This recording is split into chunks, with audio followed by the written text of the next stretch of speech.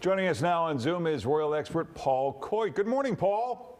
Good morning. How are you both? Good. We can see you joining us live right in front of Buckingham Palace. Thank you. But can you see the storm clouds gathering there across Buckingham Palace? That's what they are. There's a little bit of blue, but there's storm clouds out there as well. So is the timing of these bullying accusations, is that suspicious to you? You know what? It is interesting that it seems that the bullying took place a couple of years ago, but now they happen to appear and the story seems to have come out right before this Oprah interview. So it's either an incredible coincidence or the Series 7 of The Crown is going to be a lot more interesting than maybe we thought it was going to be. I'll be honest with you, I'm not sure whether they are actually coinciding perfectly or there's anything behind it, but all the same, it's really interesting. And there's so many people around this country which are very tied between two different stories. It seems to be almost like a lot of the younger people here are very much on Meghan's side and thinking, you know, it is the firm and this is the way they work and it's not very good and she's being hard time. She's been thrown away. Whereas many of the older royalists and members of the public really are actually feeling the other way, that, you know, if you're not going to work for us and, you know, you can clear off and we don't want any part of it. So and I'm an age which is bang in the middle, so I have no opinion whatsoever. So I think that's the best way to do it. It is interesting just to hear the tone of the few clips that we've heard of Meghan. I mean, really saying this is the firm, this is an organization that's out to get us. I mean, Harry's still a member of that family. It's just, isn't it odd to hear that tone? It is odd to hear that tone, but what we have to remember is that this family is not like any other family. The way that they live, the way that they're brought up, it's not really similar to any other family, and it's always going to be difficult for anybody to get involved in it if they come from outside.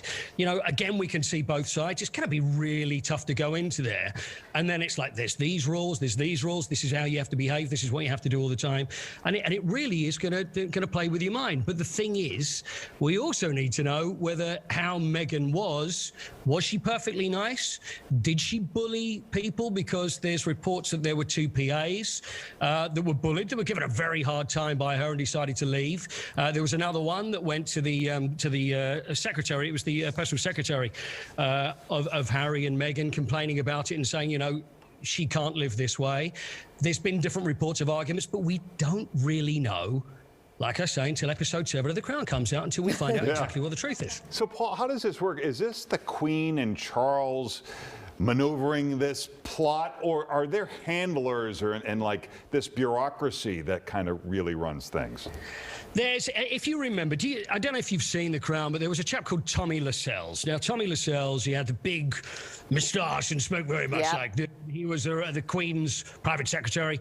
And that gives you an example of how secretaries were through the years. They're the ones that run the show. They're the ones that make sure that everything is fine and that there are no storm clouds above Buckingham Palace, although we've seen plenty over the last few years. There's it's rumours that it's the Times that reported this. So this is not just some minor tabloid that's reported these stories. This is one of the most famous newspapers in the world, the oldest newspaper in this country, that have reported that and said there are plenty of people that are lining up to say, we'd like to tell our story. So then it's come from Meghan's side, I believe, that she's saying, no, that it's a smear campaign against her. It's not fair. And then we're hearing also rumours that it's actually being driven by Kate and Camilla.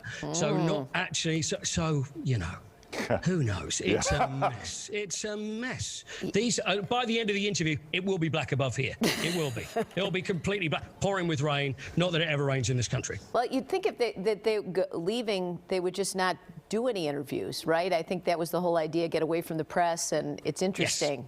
Yes. Yeah. It is rather interesting when you say that we don't want any part of it, we want to live our own life, and then there's the interview with James Corden, and then Oprah. It does make you slightly suspicious, doesn't it? Right. I think the thing a lot of people over here are thinking is that you can't be on the payroll anymore of the royal family. You can't expect that. If you're going to go to the States, then that's fine. You make your own money, you do your own thing.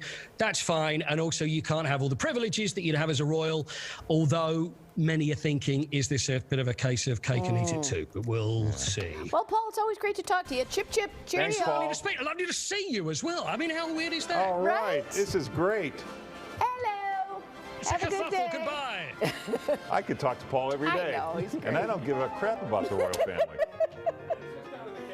Green screen. Nice guy from Iowa. Right. Right. All right, on this day.